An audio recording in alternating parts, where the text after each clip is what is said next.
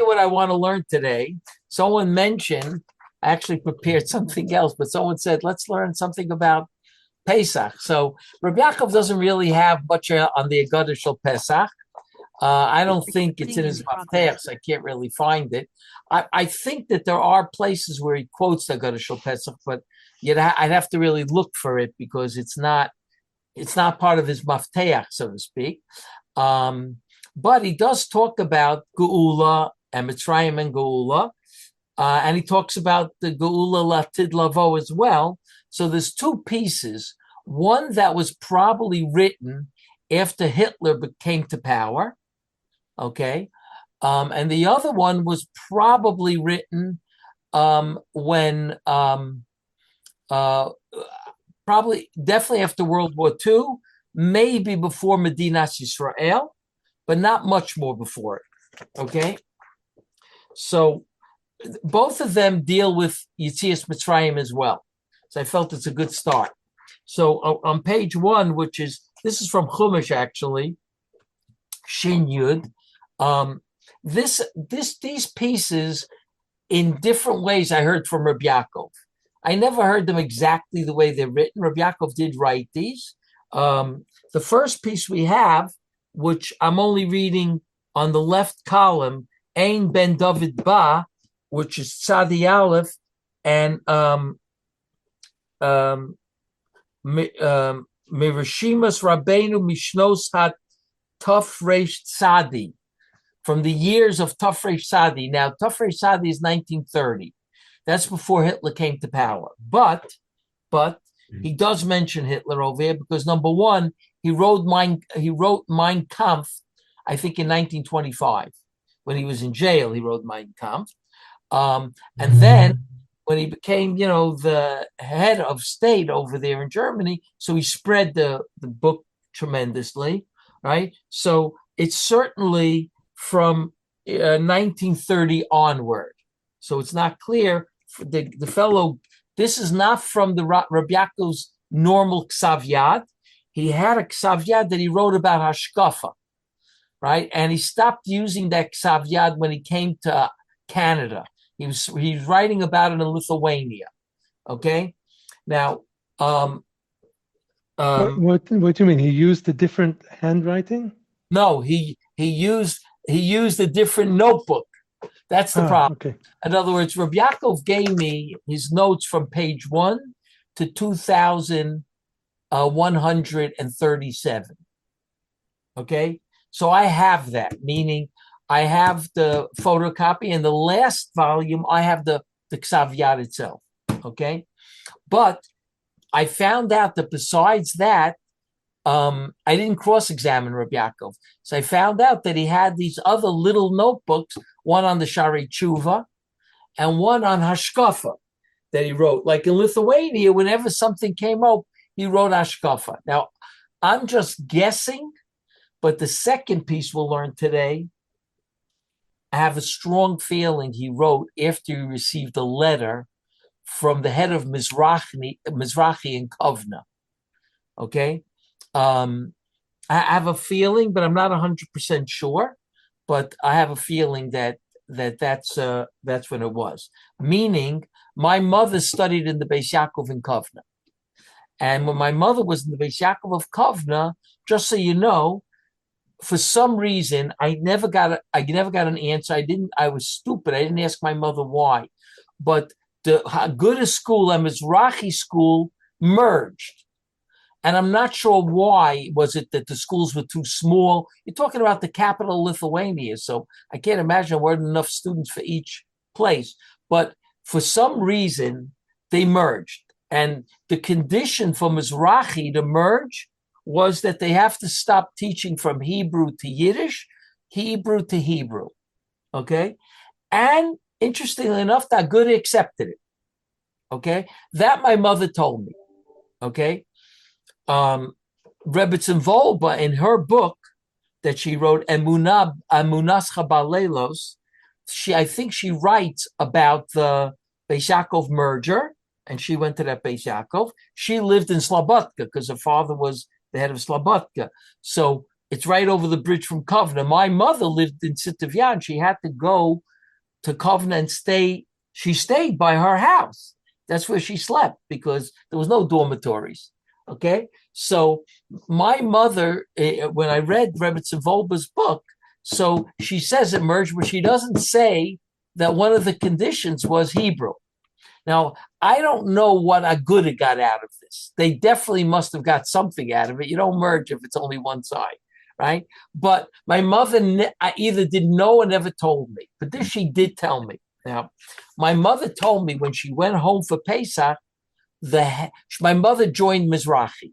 While she was there, she joined Mizrahi. And of course, Rebbetzin Volba joined Aguda, right?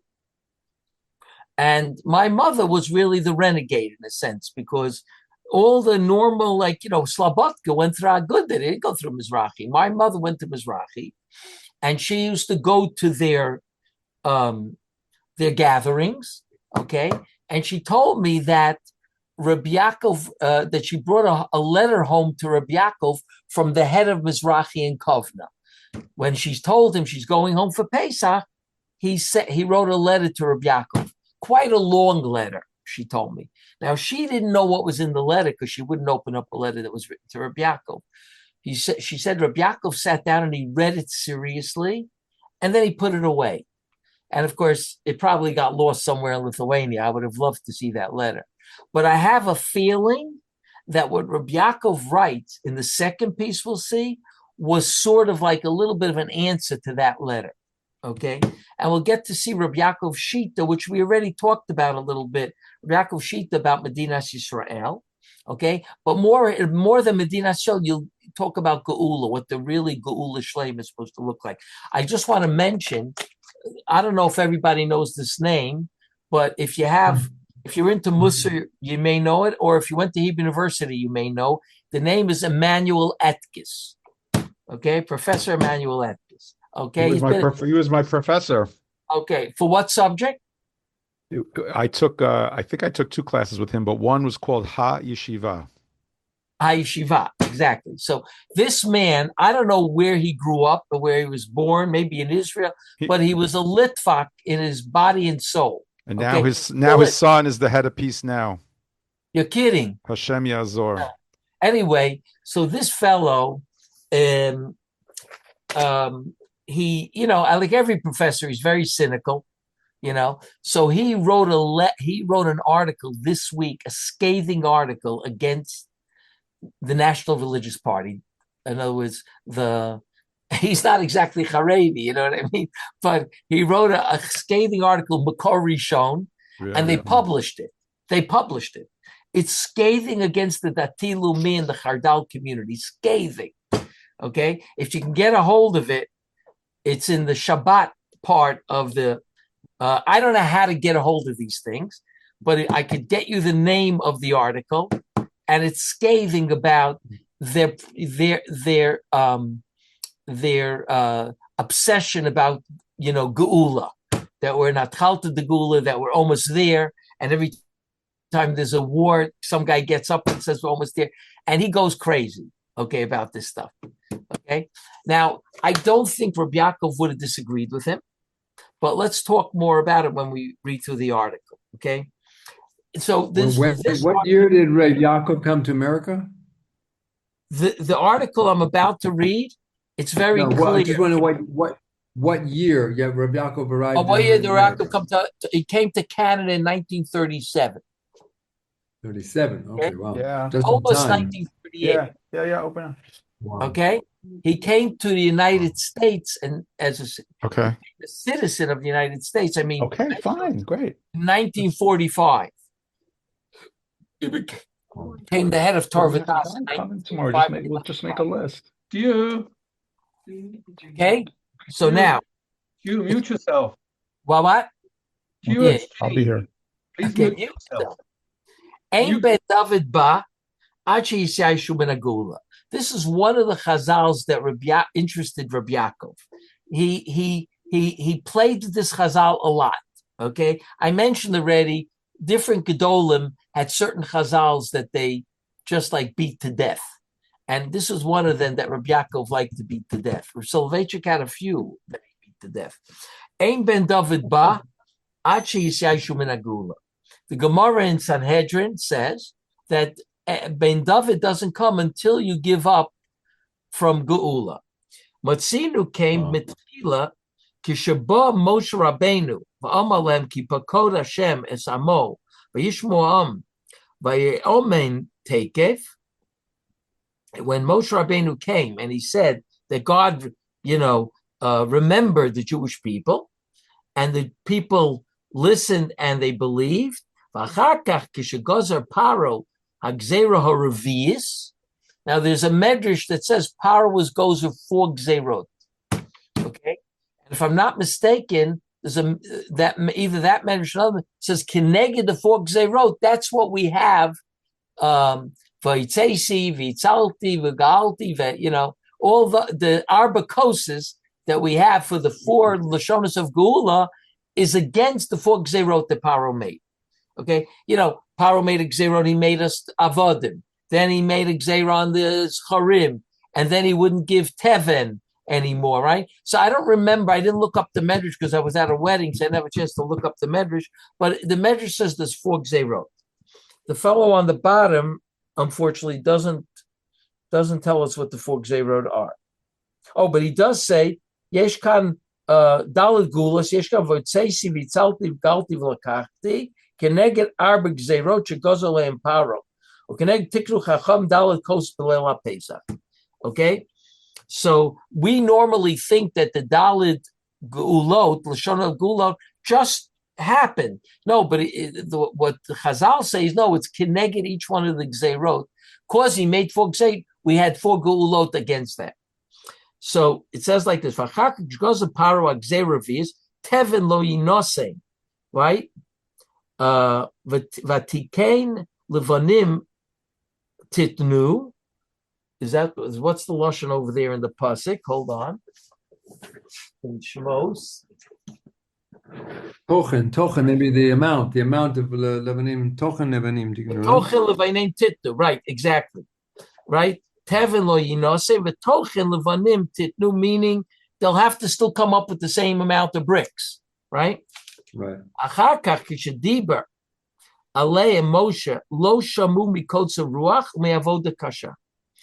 Afterwards, it says that after Paro made that gzeira, right, that he's not giving them any more the ready-made brick. He's not going to give them tevin; they have to pick it themselves, right, and make it into the bricks, right? So when Moshe spoke to the Jewish people, lo shamume kotza ruach ma'avoda kasha. V'chi b'pama rishona lo haya kotza ruach avoda kasha. I mean, the Jews were really having a ball till Paro said, "We're not giving you any more tevin," right? It was like paradise, like Reb Yaakov asked, like "What's Catskill. going on?" What? It was in the Catskills. Yeah, right, like the old days, right? So,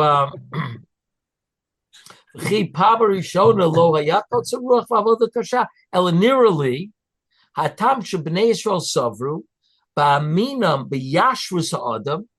Now Reb Yaakov is speculating here, but you're going to get to know Reb Yaakov's personality by this speculation. He says the Bnei Yisrael held in believing in Yashrus Ha'adam, that a person was made Yashar, Ki Resha Paro Hilo Kiteva, because the rishus of Paro is not natural, doesn't make sense. Why? Sharei Haim Hayosher V'Hei Seichel Mitzad Yosher and Mitzad Seichel Mechayev Ki Anoshim Shehezminam LeMitzrayim Ka'orchim Chashuvim V'Shedodam Hevi Hatzlacha Kol Kach LeMitzrayim. In other words, the Jewish people believed that both Mitzad Yosher and Seichel, Mechayev means here not in a halachic sense. It makes sense, right? The outcome should be Ki Anoshim, the people that invited, right, Ka'orchim, the Mitzrayim invited them to Mitzrayim, Ka'orchim, Chashuvim, and that their uncle brought tremendous hatzlacha to Mitzrayim, right? If Yitzilam Rav mecherpas misas ra'av sheyishtabed achar kach imahem v'yikcheim lo la'avodim. It doesn't make sense that, okay, they were invited into Egypt, and of course Paro said, we're inviting you in with an open arms, right? Why? Because Yosef changed the whole face of Mitzrayim. The whole Hatzlacha of Mitzrayim remaining an empire was because of Yosef, right? So it says, Yitzil Amrav Mecherpa Misas Rod. That's all Yosef did that. So afterwards, right, that they should use the people as avodim, right? Yishtabed achar kach imahem. They should change the tune completely from them being so chashiv, the Jewish people, to being meshabed them and making them avodim. Valkein dimu kirak onishamayim. So they held, the Jewish people held, this can't be the Egyptians. The Egyptians could never do this to us. Why? Because we did them so much favors. We made Egypt a world power, or we kept it as a world power. So they said it must be God is doing it, right? Not the Egyptians. God, it's a gzeira, and therefore God is like controlling them and making them, so to speak, not think yashar and not think b'seichel, and they're making us avodim. V'imrak pokar Hashem es amo l'tova, and if just God remembers the nation, his nation l'tova, v'yavo el paro, and they will come to Paro, v'yomru lo shalach et ami, right? Ye'ut halo tekef v'yishalchem belev gomor v'nefesh chefetza. Then he'll say to them, and they'll say to him, send out our nation. The person will be really nice. Paro will be really nice and say, why didn't I think of that? That's a great idea. Send out the nation. He'll send them out. He'll realize, right, that, the Jews have a geula, and you got to be nice to the Jews. And the reason why he wasn't nice to the Jews because it was a gzeira. And once the gzeira is over, he'll be nice to the Jews. But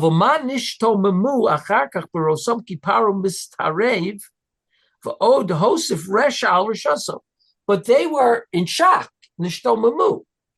Afterwards, when they saw Paro not only refused, but he added to his riches. And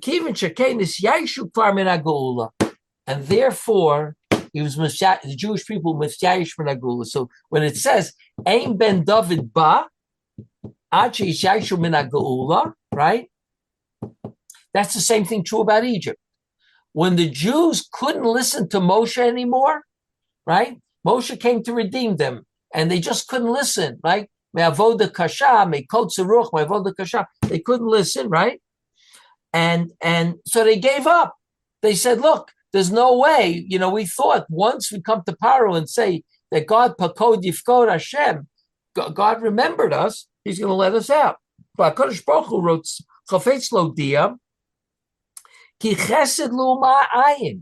You guys are making a mistake. There is no chesed of nations. V'rak al yedei cheskat u'gedulat yad, Hashem yishalchim eretzo. Only through God's strong hand, Yod Chazakov is Roa Netuya, right? God will send them out of the land. V'ulai b'chtei she'akiru ki Yisrael heima nivcharu, am asher bochar bo Hashem, mipnei she'im zera Avram oavo, Rachman Baishan Gomel Chesed, that maybe God wanted the Goyim to see, right, that the Jews are the Am Nivchar. Why? Because if you looked at the Jewish people, you saw children of Avraham who were Rachmanim, Baishanim, Gomle Chasadim, V'lo timtza zos beineim, and the Goyim didn't have this. V'chein ra'inu ato beinenu. And now Reb Yaakov comes and says, we see this with our own eye, the 1930s. Okay, now listen what he's going to write about the 1930s, And I have a feeling, if I don't know here if anyone read Mein Kampf. I didn't read it. I have to tell you the truth and admit to my ignorance, right? Even though I think maybe we should to read it, we have to know what the goyim are thinking, right? So he says, "V'chein ra'inu ato beinenu u'masha ra'inu sheshoru ruach hachesed ba'olam," and this that we saw, that the spirit of chesed is prevailing in the world. Hainu gamkein, next page, tachar hashpat achenu b'nei Yisrael. It is only because of the Jewish people. When you see chesed in the world, it's only because of the Jewish people. Ukamosha gila Hitler yamach shemo.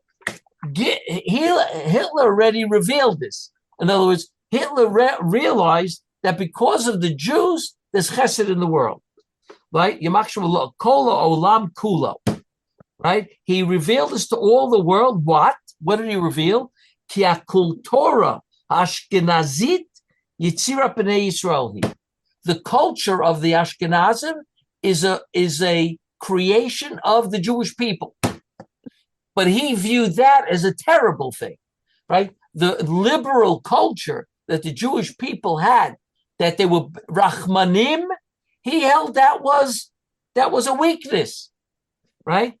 V'atov sheschilu midachimu merachkim et bnei Yisrael mimishmorosehem nishkra Ashkenaziyut Toras kibut shel rotzchim v'chayos teref limude midbar kamuvan lechol bar das vein sofik ki lo baru adayin legamri kol hashpos hayadus. Reb Yaakov was writing this in his notebook. What is he writing? That after Hitler discovered this, that Jews were the liberal people who were Rachmanim, and now the nations are starting to distance the Jewish people. Midachim, they're pushing them away. Merachkim et bnei Yisrael, mishmorosehem. I think he means over here from their position in society. As you know, Hitler, when he took power, he started not allowing the doctors to they said only Jewish people come to you, not non-Jewish people, right? He started pushing them out, all the liberal Jews. So what it was left with the Ashkenazim, right? Ashkenaziyot, the Germans, was left a Torah of Rotzchim and Chayos Teref, Limude Midbar, which is understood to every bar dat. Now, Reb Yaakov wrote this in the 30s. So I'm not exactly sure. In other words, did he already see, when was Kristallnacht, for instance? I don't know exactly what it took. Obviously, 38. 38. That's 38. Very late already. So if Reb Yaakov wrote this then, so it would make sense. Because it says he wrote it in the 30s, but it doesn't say when in the 30s. Because I'll tell you why. Because the notebook says Tov Reish Tzadi, but if you look at the what he writes new dates all the time. So it probably went through a few years, right? In other words, the culture has not yet become baru, means ishbar lo yoda, uchasil lo yavinizos, right? A fool, right? It hasn't become completely, Yaakov means here, adulterated. It hasn't become completely adulterated. Kol hashpos hayadus. In other words, it's still something is left. When Reb Yaakov was writing this, he saw that was something left in Germany of the Jewish culture and the Jewish influence of being Rachmanim, of being Gomei Chasadim, right? Now, what the Jews actually couldn't believe that the Germans became Achzarim and Rotzchim. It was very hard for the Jews in Germany to believe this. Even some frum Jews, but the secular Jews had a very hard time with this. So what Rabbi Yaakov here is saying is that what happened in Egypt was the Avi Avos, the Amaisa of a similar Bonim, as Rav Hutner would have said, right? That of all the Goliaths. In other words, what did the Jews say? in all the different golias. In Germany, they fought in the war, World War I. There were Jews who were decorated in World War I, right? They were Jews who, intermarried into the German culture. The Reform movement wanted to be more German than the Germans, right? So what he's saying over here is that the Jewish people in Egypt had the same problem. They thought that Paro, people were created as Yesharim. People were created, right, as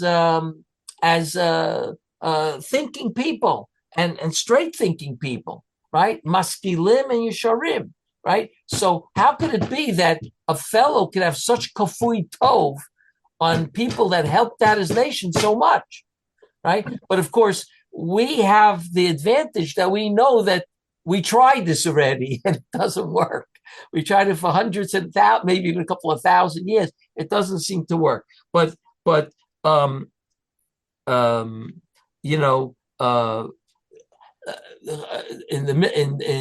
where does it say it? It says that I think in Tillim it says that what's the lashon? No, it's a Chazal. I think it says in Chazal. I thought it was in Mishlei, but in Chazal.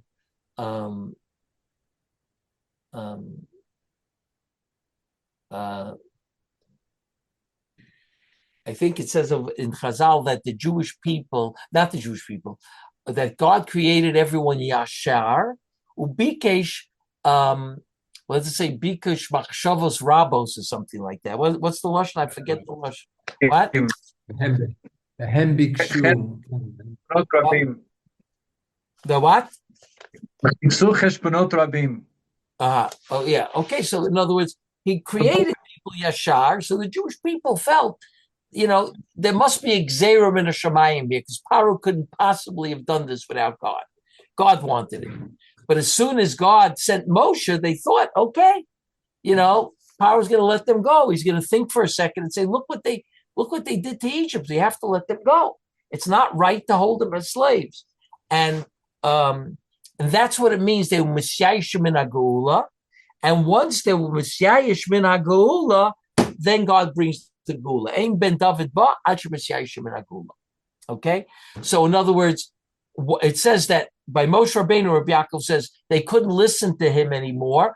Oh, once you can't listen to Moshe anymore, now we're ready for the Geula.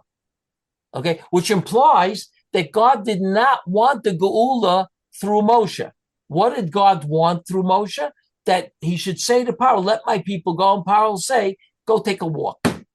That's what he wanted. And when Paro says that, right, now he has an excuse, God, to give him all the makas, right? But he didn't send Moshe to take the people out of Egypt. He sent Moshe to speak to Paro and show the people Paro's going to make it worse. But the people didn't understand that. So they either blamed Moshe or they said, they gave up. There's not going to be a Geula. We're going to be slaves forever. Okay. Now, the next piece is on page 3. So that means to us today that the Geula is not going to come until we totally lose any hope there's going to be Geula? 100%. And that's where Reb Yaakov is going to write that right here. The piece that he wrote in the 1940s is clearly like that. You'll see. You won't be able to argue with it. Okay? In other words, you won't be able to say Reb Yaakov held anything else. Okay? Now, here Reb Yaakov finally raises the question in a way that is, that in a sense it should be raised. Okay? The question obviously is, Ein ben David Batcha Messiahish min ha'geula, right? That doesn't make any sense according to Rambam. It's one of the 13 principles of faith. You're not allowed to be Messiahish from the Geula. So that's what Reb Yaakov asks here. Okay? You said a few minutes ago, you said you can see from this piece Reb Yaakov's personality. Yeah. In other words, Reb Yaakov holds that, there's such a thing in the world of Yashris, right? And people are Yosher, and people are thinking people, right?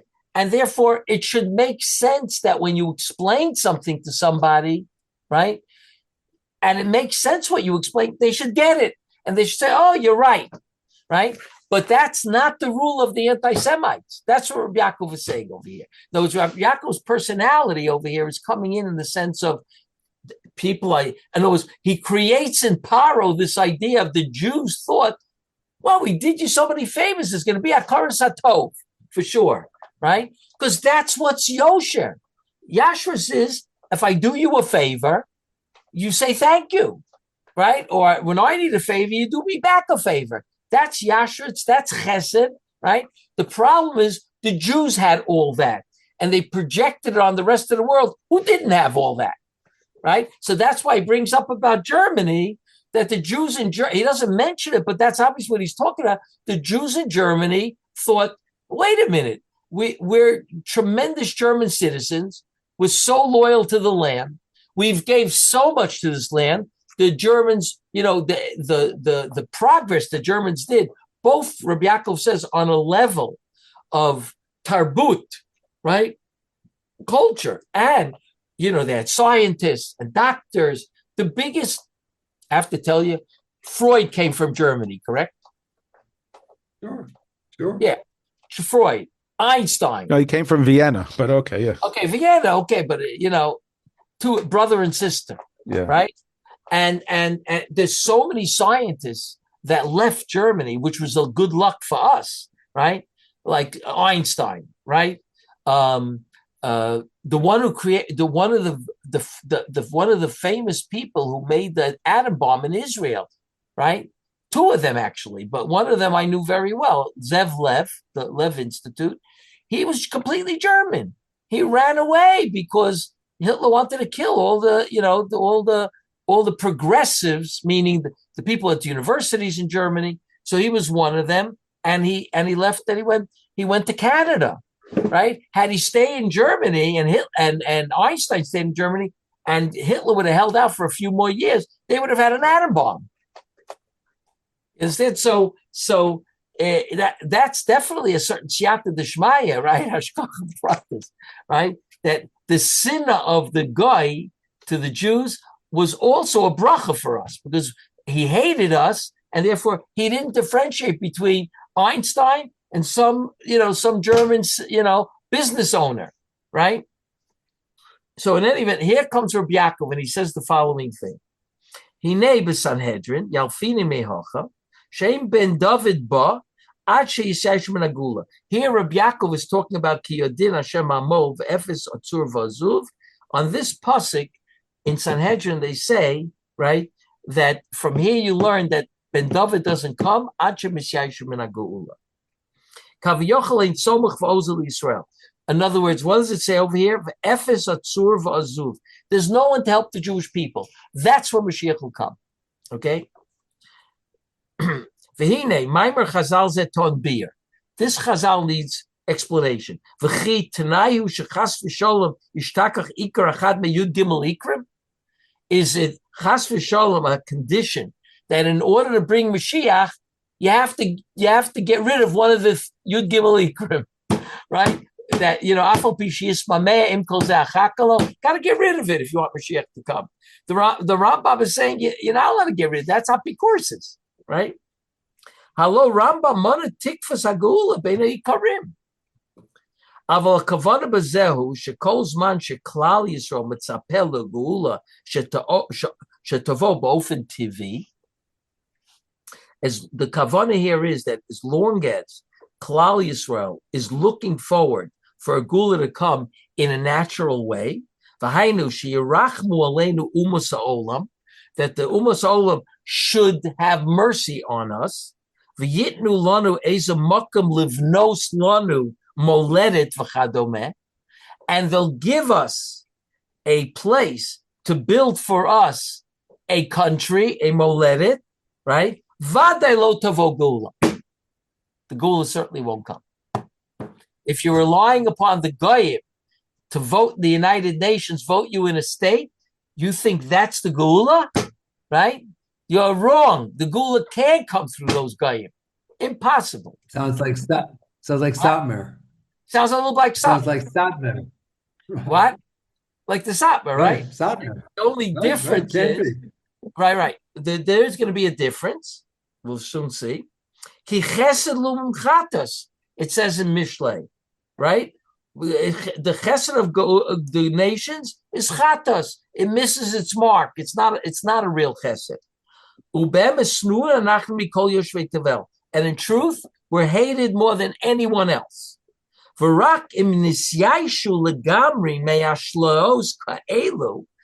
And only if we give up hope from these ashlayot. What does ashlayot mean?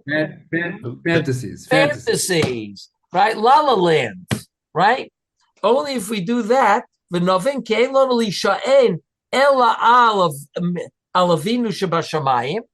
right? That's the end of that brisa or Mishnah in Sota, right? It talks about Ikfos HaMashiach, what's going to be, crazy things are going to happen, and then it says at the end, that's what Reb Yaakov is saying over here. The end process of this geula comes only when you rely only upon God. Okay? That's what it means. It doesn't mean the Rambam is, according to the Rambam, it doesn't mean you're giving up hope from the geula. You're giving up hope that the geula is going to come in a natural way that you think it's supposed to come. Oh, the UN voted in. That's the first thing of geula, right? Then geula made a good vote. That's the first step to geula, right? So maybe it is a step. We don't know. But for Reb Yaakov, right, it didn't mean anything. It just meant that the nations, there's ashkacha that God wanted us to have Eretz Yisrael. Ashkacha, right? Not necessarily part of the geula, but have Eretz Yisrael now. Reb Yaakov, I mentioned, came up with the idea that without Eretz Yisrael, a lot of people would have left Judaism after losing 6 million Jews. They would have said, where was God? So Eretz Yisrael was given not as part of a geula, it was given as a way for the Jews to cling still to their Judaism. See something, there is ashkacha here. That God gave us a Medinas Yisrael. Okay? So what does Reb Yaakov say? So it doesn't mean that you're giving up hope that there's ever going to be a geula. No, it doesn't mean that. It means you're going to give up hope that geula is going to be the way you think it is. Okay? So I remember Reb Yaakov saying to me, he says, "Oz yavo ben David v'yigalenu gula amitis v'havin."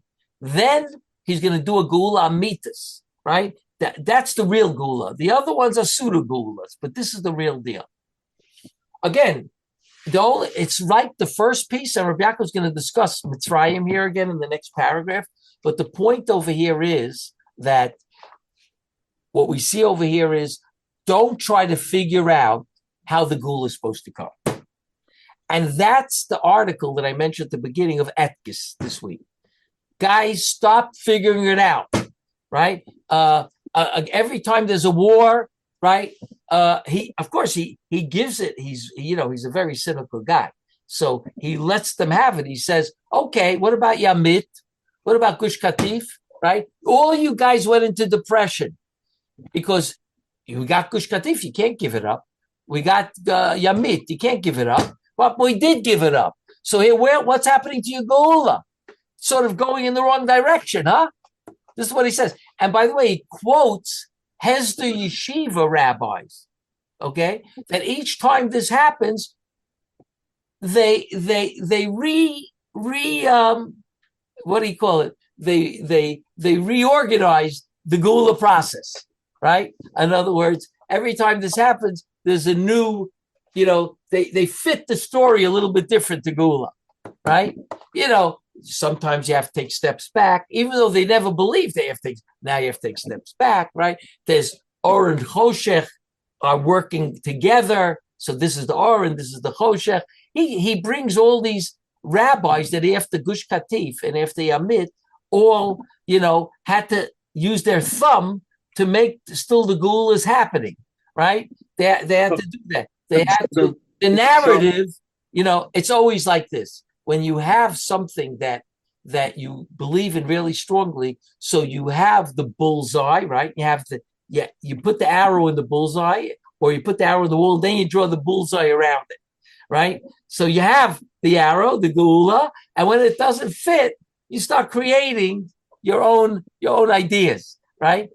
The same thing with Chabad, right? Chabad, the Lubavitcher Rebbe's Mashiach, right?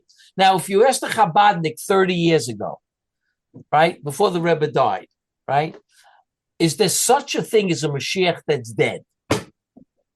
If you ask them that question, not about the Rebbe, just in general, you ask every Chabadnik in 770. I'm talking thousands. Ask. I believe you got the same answer. No. Christianity. They would have said Christianity. That's what they would have said, right? But now that the Rebbe died, okay, we have to redo it. Now that we have to make the narrative a little bit different, right? This is Bubba Mises. This is what Emmanuel Atkins is saying. Now, I'm waiting for next week's newspaper because there's going to be articles against him for sure. The big stuff is coming next week, right? But this is what he wrote about. And he said this, why? Why did he write it now? Because of October 7th. Because the Rosh Hashivas who got up, I don't remember exactly what he names the Rosh Hashivas, and you could hear them on YouTube or you could read what they wrote, and they start talking about this is another stage of the Geula, right? October 7th. And he says, what are you guys out of your mind? You're going to tell all those Almanas and Yisomim, this is part of the Geula. Good luck, he said. The point over here is that what Reb Yaakov is saying is that you have to be mityaesh, that the Geula is going to become according to your seichel, according to the teva of your seichel, of your yashrit. It's not going to come from that. Forget about calling it a Geula when the nations give you a state, because eventually they'll turn on you, which of course they do. They did, right? Some more, some less. But the point that Reb Yaakov was making over here is that we don't know how the Geula is going to end. We don't know. We actually don't know what's going to be. No, we have questions. October 7th, we have answers, things, we see God is here.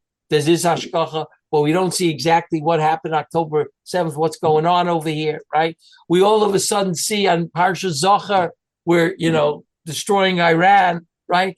But we didn't destroy Iran so quick, not so fast, Kowalski, right? They're still doing pretty good, right? So we talk about all the miracles, right? And we try to shove them into the Geula, but there's miracles. Reb Yaakov didn't deny there were miracles. That's why I say he's not like the Chabad, like the Satmar Rebbe said, right? The Satmar Rebbe said that those are not miracles. It's Ma'aseh Satan. He's covering it up so it looks like a miracle, but it's not God. It's Ma'aseh Satan. So Reb Yaakov said, I remember at the time, he said in Torvadas, the Rebbe should excuse me. God doesn't need his permission to make miracles. He can make miracles without his permission, right? That's what he said. So he's not exactly like the Satmar. No, he held that Eretz Yisrael is very important, that it became a Medina. It really helped Yahadus tremendously. And today we could say that the whole yeshiva world has moved towards Eretz Yisrael, right? People didn't used to go to Eretz Yisrael to learn. Now everybody goes to Eretz Yisrael, whether in the Dati Leumi world, Haredi world. The Merkaz HaTorah is Eretz Yisrael. Everybody agrees to that. So the Eretz Yisrael is definitely playing a tremendous role. The question is, when we start talking about Geula, that's when the issue comes in, and that's where Reb Yaakov says, and I remember him saying to me, even Shalamet Aloni and Yossi Sarid, right, have to say there's nothing else that could save us except Mashiach. I said, Zaidi, good luck to get them to say that. I said, Zaidi, good luck. He says, I'm telling you, Yitzchak, if they don't say it, Mashiach won't come. They all have to be mityaesh from any other way, a Palestinian peace process. That's Shalom Aloni, right? There are still people talking about that. There's still behemoths and ferds talking about that, right? That we can make peace with the Palestinians. We should stop the war now and talk to Iran. We should stop the war now and talk to the Hamas and the Palestinians, right? We have people in the Knesset like that, not Arabs, right? We have people who are Jews in the Knesset like that. So that's what Reb Yaakov meant. Reb Yaakov said, you can't make peace with the Arabs. That's not Shayach. The question is, when is God going to bring the Geula? But war, you always have to make with the Arabs because you got to be prepared. You got to be prepared. Reb Yaakov was a real right winger when it came to that, right? And I'm sure that Reb Yaakov held that you shouldn't give back any land. I never spoke to him about, but I'm sure he held that way. Don't give back any land. They don't like it. Let them make another war, and we'll take more land, right? That's where Reb Yaakov held. V'zegam atam b'mesha Amar HaKadosh Baruch Hu l'Moshe leilech leparo v'lidrosh imenu ki yotzi es bnei Yisrael Mitzrayim. And this is also the reason that God said to Moshe to go to Paro and demand that let my people go, like in the movie, right? Umiyad la'achar zeh hichbit Paro es ulo alehem. He afterwards Paro made the yoke even heavier on the Jewish people. They didn't listen to Moshe anymore. That's exactly what God wanted. He didn't want Moshe Rabbeinu to be the Goel Yisrael. Now, normally, that's what we think. Moshe Rabbeinu actually comes back to God. What did you want from me? Why did you send me? Moshe doesn't get it. God didn't send him to take the Jews out of Egypt. He sent him to make sure that we understand that power is a Russia Marusha. Behind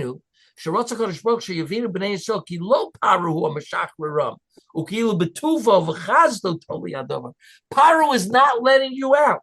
Who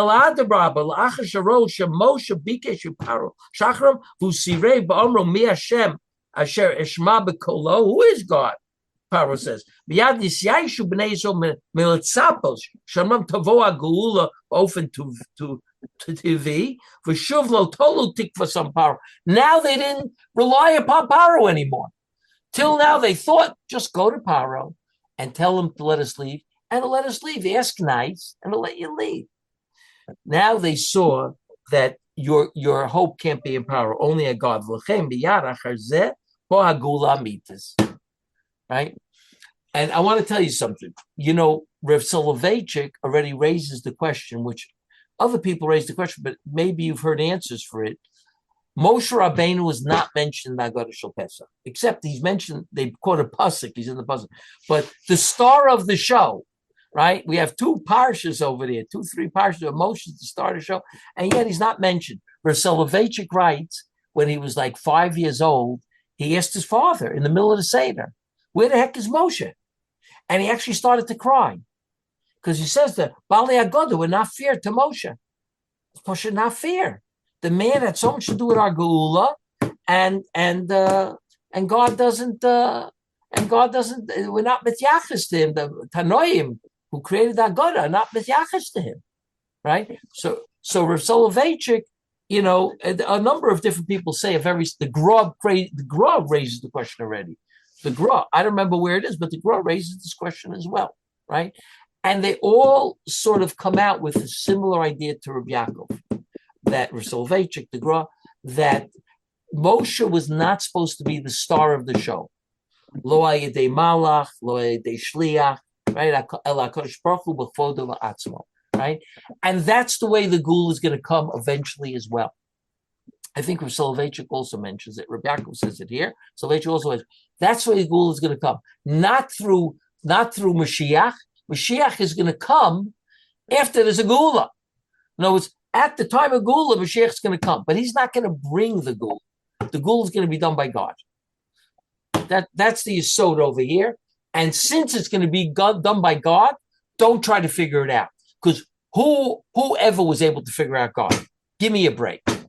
Okay, so that's what Reb Yaakov was really hinting to over here, that you're Messiahish Menagul because you can't figure it out, right? You cannot figure it out, and you won't be able to. Rav Hutner said it very well. He said it in Yiddish. I'll never forget. At the 67 war, Rav Hutner said, "Gott firta atifa pilpul." God is running here. He's creating here a very deep pilpul, right? Like we have in the Gemara, a pilpulistic idea in explaining the Gemara. Very complex, right? That's what God is doing. And Rav Hutner said, he didn't say this, but it's implied in what he's saying. God firta atifa pilpul, that you're not going to figure it out.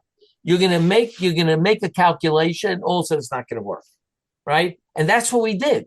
The people believe that we're moving towards almost at the end of the Gula, and every time there's a war, right? Like there was a war now on Shabbos Zachar, right? And of course Shabbos Zachar is right before Purim, and Purim has to do with Persians. Persia, Iran. What?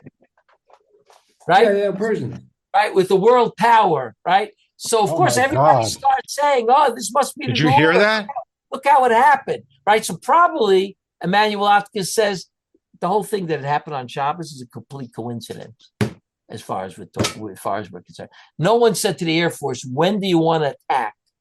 When do you want to attack Iran?" And the guys in the Air Force said, "On Parsha Zachar for sure. There's no better time to attack." You just see them saying that, no? Say, Parsha Zachar, we should definitely attack them, but wait first. I hear them reading in the Torah, then I'm going to go. Right? Let me hear it first. Then we're going to attack. Then we do a lishma, the kavana gedola. Right? That's what. So he says it in a very cynical way, Atkins. Right? I'm saying it in a way not so cynical, but don't start making your cheshbonos. You could watch it happening, right? But you can't make your calculations. I always say, I was more a baseball fan than a football or basketball fan. And when my day, baseball was considered the most popular. I don't know if it's true anymore, but that's what it was, right? So, you could sit and try to figure out all the different aspects of this game and who's going to do best and who's going to hit a homer and who's going to steal a base. You're never going to figure it out, right? A lot of the stuff is not something we can figure out. Sometimes it's just on the spot. Something happens. You can't really. I can figure out at the beginning who's going to win this game. I can figure it out. Very few people could do that. So that's what it's a kal v'chomer. Lo machshavo sechem, lo machshavo say machshavo sechem, lo darchem darachai. Right? Not my thoughts are not your thoughts. My way, not. So that's what Reb Yaakov is saying. The only thing it is, he's creating it on the first. He's creating it on the first golus. The first geula. This geula is going to be like the first geula. There, the Jewish people were stumped. Right? The Jewish people were stumped. They said, wow, we couldn't believe this. Paro is not a nice person. He's not a yashar. He's not he can't do us a little bit of chesed after what we did for him, not a makir tov, right? He says, yeah, that's exactly it. When you're looking for akaras tov and chesed from the nations, you're going to be very disappointed, okay? Nobody could have believed in a million years that America could look like what it looks like today vis-a-vis the Jews. In a million years, you couldn't believe it. Okay? Nobody could predict that. America predicted it. But I told him I disagree with him. I said, you're wrong. In America, it can't happen. That's what I told him. It couldn't happen. And he said to me, Yitzchak, wait. You just wait. Okay? He thought it would be maybe an economic crisis. But he didn't care. He said it's not going to last. Right, and Reb Yaakov also felt this way that that if you get too comfortable in the golos, God has to turn in the screws a little bit, right? That's what it is. So that's what we should understand, that when we talk about Yetzias Mitzrayim, right? Look at the way Yetzias Mitzrayim was, and from there we have to learn how our geula has to be as well, right? Moshe Rabbeinu did not play the part. He played the part of getting told no to. That's the part he played. Rav Soloveitchik says Moshe is called Moshe Rabbeinu, not Moshe Shliach Hashem. Moshe Rabbeinu. Why? Because that's where he's the star of the show. Zichru Toras Moshe Avdi. Right? Keep saying Toras Moshe Avdi. The Torah, God has no problem calling it Moshe's Torah, even though God made it. It's Moshe's Torah. Soloveitchik discusses this. But he's not called Moshe Niviai, no, not Moshe Shlichai, right? Because that's not, Mitzrayim wasn't where he was the star, right? And that's why in the Haggadah Shel Pesach, there's nobody else, right? It's not to put down Moshe necessarily. It's to say that, you know what? It's only God. That Mitzrayim has to do with God. He takes top billing. and nobody has second place over here. And that's why Moshe Rabbeinu was really not mentioned. The Haggadah Shel Pesach. Soloveitchik talks a little bit like this, and the Gra talks a little bit like it also, but it's all the same idea that, I also at one point thought it's also almost like Moshe Rabbeinu questioned God about this, right? He said to God, Me'asha bati el paro, right? Things got worse, right? So God says, Atat tireh, now you're going to see, but you won't see when we come into Eretz Yisrael because of what you said. So I always thought when I saw that is, now I understand why Moshe's not in the Haggadah Shel Pesach. God said that you're tining on me? You're not going to be in the Haggadah Shel Pesach. Right? That's it. Okay, we'll stop here, guys. Have a Chag Kosher V'Sameach. Just a moment that we get out for Pesach, right? And get to see Zahav. Listen, it sounds like Trump is ending the whole thing, so maybe you'll have. I'm saying, I when I heard that today, right? I said, I hope he says 5 days. I hope he goes for 7. But there was just a boom here in Beit Shemesh. I can't tell you, Rabbi Shurin. It felt like an earthquake. Right. Now. So I'm not convinced yet. Yeah. But we'll see. Yeah. Okay, take care. Okay, take care. Hatzlacha. Thank you. Rabbi Shurin, do you have the article from Makor Rishon from Etkes? I have it, but I don't know how. What do I do? Well, can you ask somebody to scan it? If you scan it with your phone, take a picture with your smartphone. Ask one of your kids to scan it. Now you're smart. Because first you said to me, I should scan it. No. But if you scan it, it usually can fit in. Because Etkes, I just want to say one thing. When Etkes started the class, he went around in the tables and asked each person, "Why are you taking this class?" So 2 people said that they were basically there to sock it to the Haredim, right? They wanted to find out like the sod, So he said, in a very elegant way, but he said, really, this class is not for you, because the way we're going to study the founders of the yeshiva world and the B'nai Yeshiva, we're going to study not like the cynical people that you see in the Knesset. We're going to study it like they really actually believed it. So if you're here to sock it to anybody, it's the wrong class.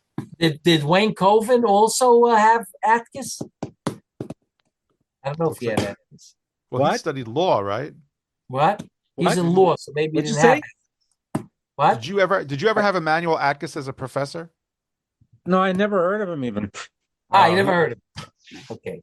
He's amazing. I heard of him from you about Rabbi Salanter. He wrote that book, Rabbi Yisrael. That was his doctoral thesis. Really? He disagreed with the Truas HaMusar. He showed Truas HaMusar is wrong about the way he sets up Rabbi Salanter's Shita, right? And he holds it was a developmental Shita that Rabbi Salanter himself didn't know where it was going until it went. Right? That was Atkins. Okay. Is he a Haredish guy? No, not at all. I don't think so. No, he wore a kippah sruga in class. Well, kippah sruga, but he has it in for for the Gula guys. He has it in for them like you won't believe. Yeah. He's Shomer Shabbos. Points out that after Gush Katif, one of the Dati Lumi Rosh Hashivas became Haredi. He really gave it to those guys. He said, and one of them, Shmuel Tal, became Haredi afterwards. He's the one in Yad Binyamin. Yeah. Anyway, so I'll scan it and get it to you. Okay. Okay, that would be amazing. That would be great because I just looked it up online, and a lot of Makor Rishon is online. They put it up, but that article is not up yet. Okay, I didn't know you could even look it up online. So if you do find it online, do me a favor and send it to me. I'll let you know. Okay, Okay. All right, take care. Thank you very much. Take care. Bye. Chag Sameach. Chag Sameach. All of you.